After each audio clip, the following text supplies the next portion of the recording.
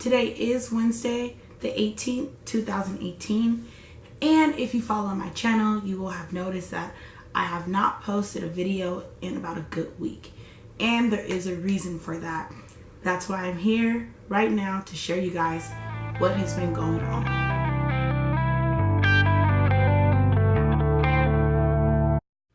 What's up guys, it's your girl Lex and I'm back with another video. If you are new to my channel, I do want to let you guys know that on May 29th I did give birth to a stillborn baby, and that was the sole purpose of me starting this channel. Now, given that, today I want to dive a little bit deeper into anxiety because I did touch on it a little bit in my previous video. I addressed the question, does it ever end? And that is something that I'm sure everyone thinks about that deals with anxiety. Now, fast forwarding to this week, I experienced a real life anxiety attack. And again, I did mention in the previous video that I would have symptoms. Like I would experience little things here and there, but nothing major, nothing to the extent that I did on Monday. So I'm just going to go ahead and jump right into it and tell you what happened. Monday, I woke up around 3 in the morning and I had this tingling sensation in my body. Only on the right side though, from head to toe. And I remember waking up and tapping my husband and saying, oh my gosh, something is wrong with me. I was convinced that I was having a stroke. When I say that my right side was numb, not numb, it was cold. It was extremely cold. And it's crazy when I think back on it because I know, not that I've ever had a stroke or know anyone that has ever had a stroke, but I know that your body doesn't get cold when you have a stroke. Your body probably more so gets like tingly or numb. And so I just kept saying my body is cold only in the right side. And so I got up, I called my granny. That's like my first point of contact because she was a nurse.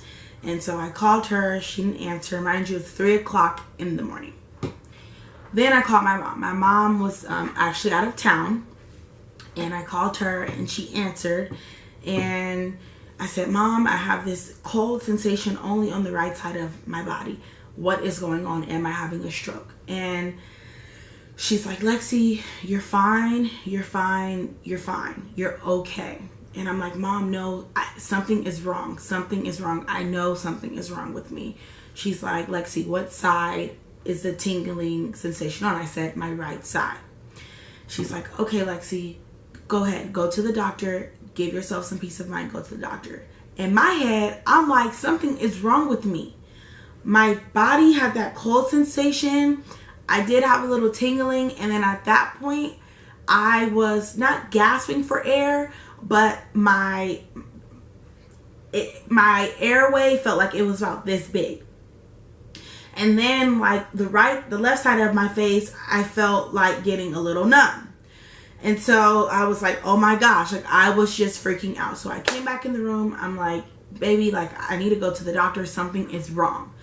So my husband, he's great. He handles every situation with so much grace. And so we get up, we drive to the hospital.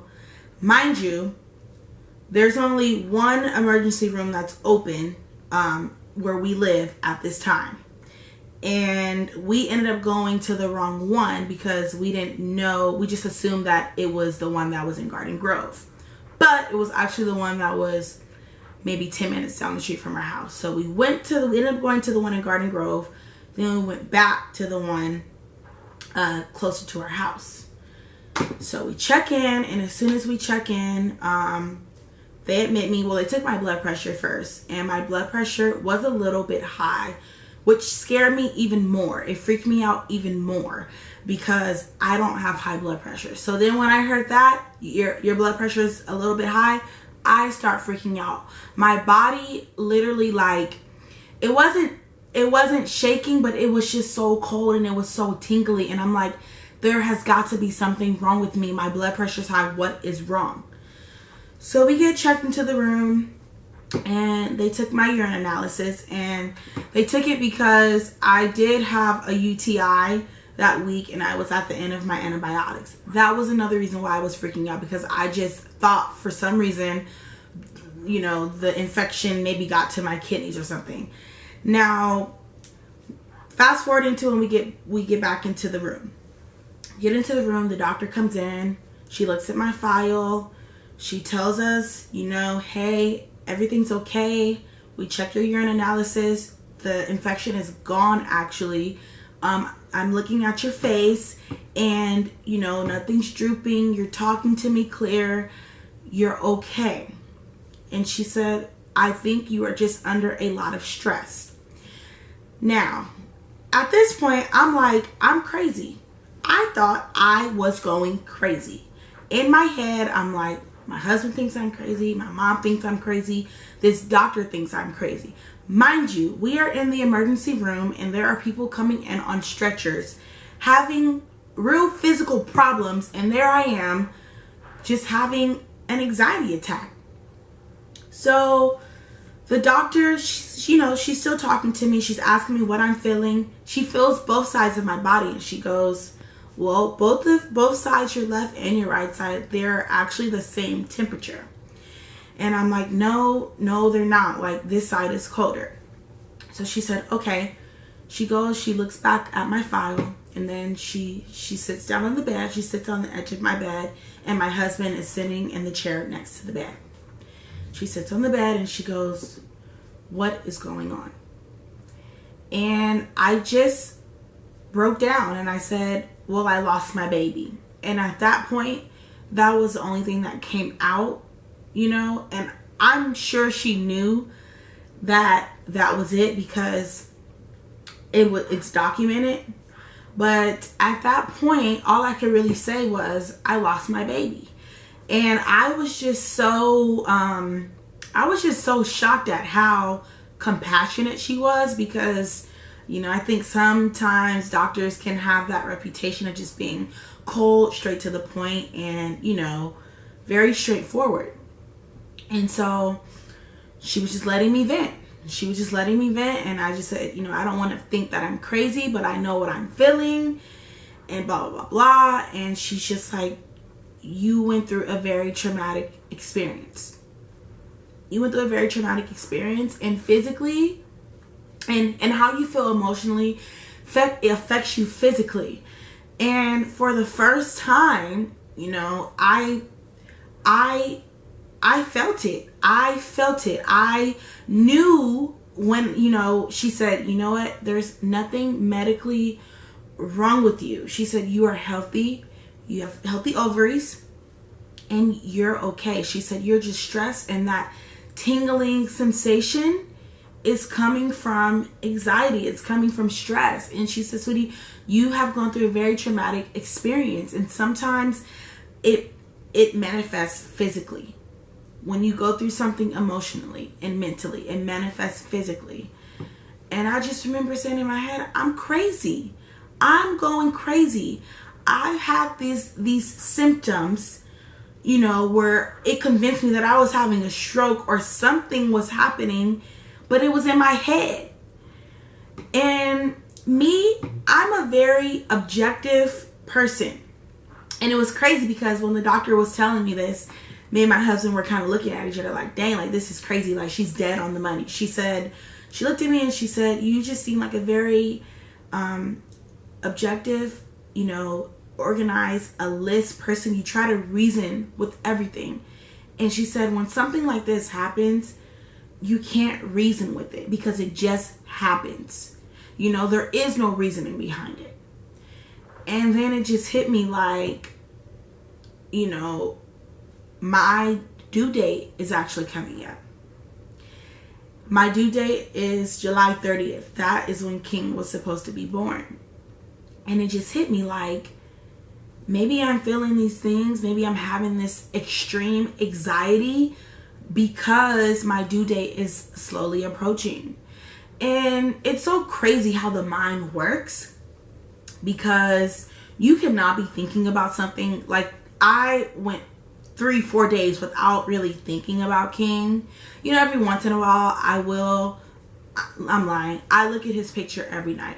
I look at his picture on my phone and I kiss him every night.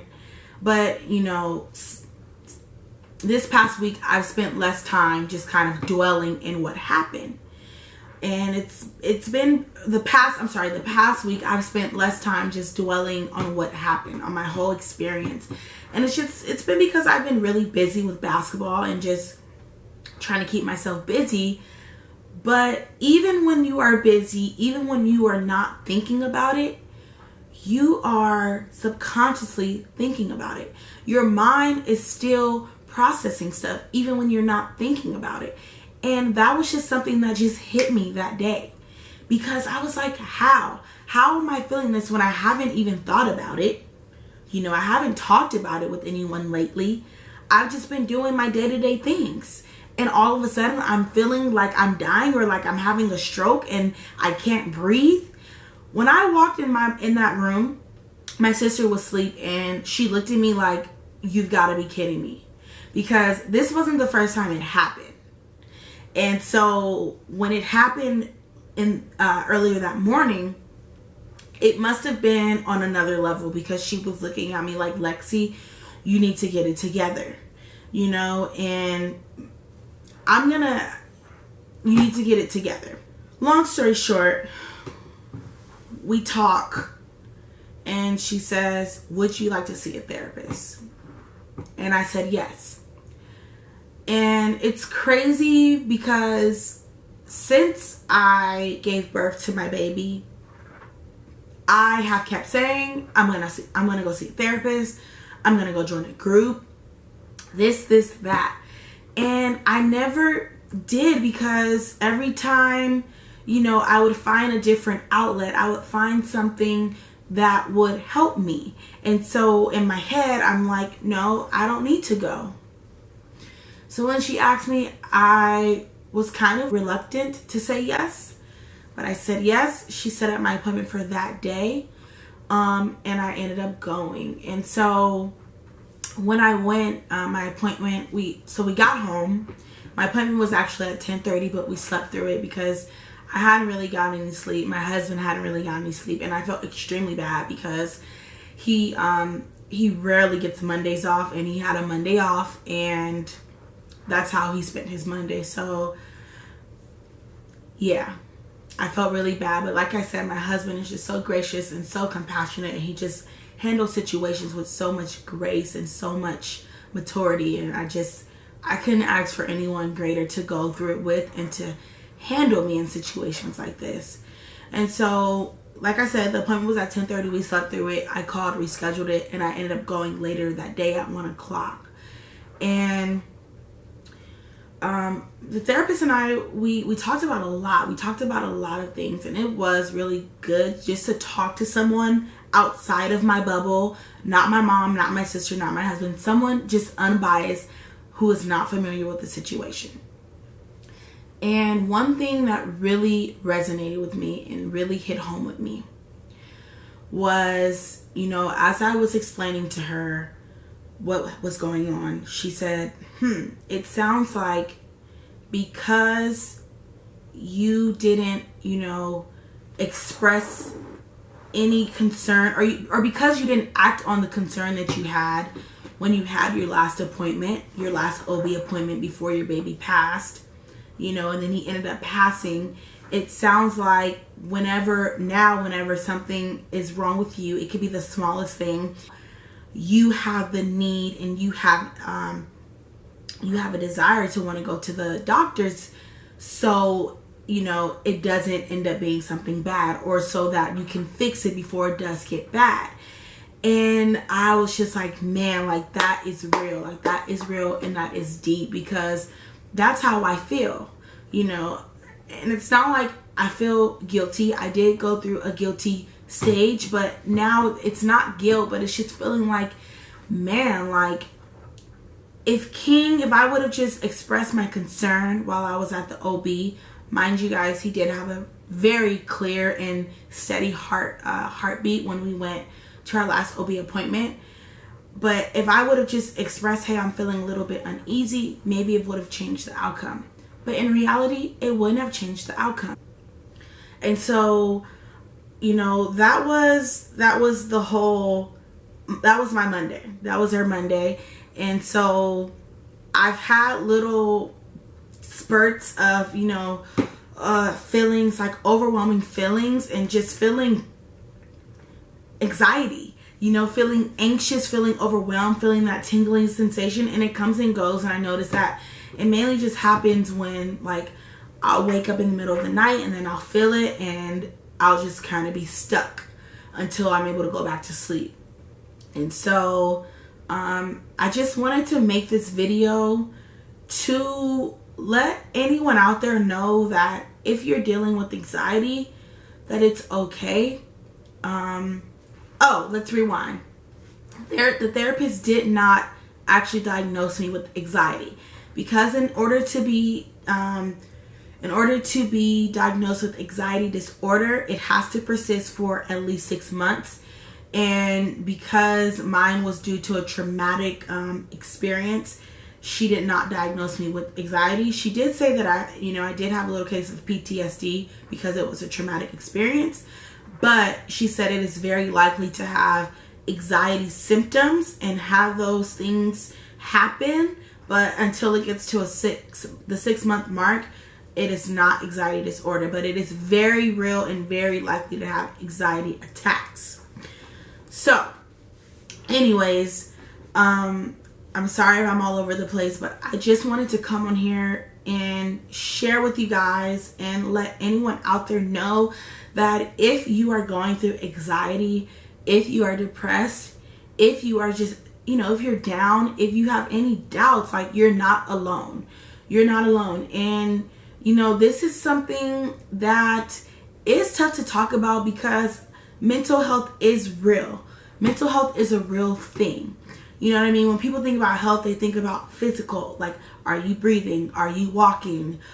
You know, are your limbs okay? They don't think about mental health. And I feel like mental health has just recently becoming a topic of conversation, and it shouldn't be. You know, this is something that should always be talked about. It should have been a topic of conversation because it is real and people do struggle with it. People do suffer from it, because that feeling of feeling stuck and alone and like you just can't get over it, it's a terrible feeling.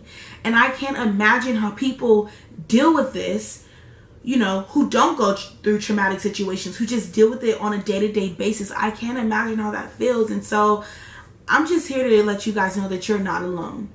You know, you're not alone. It's okay. Talk about it.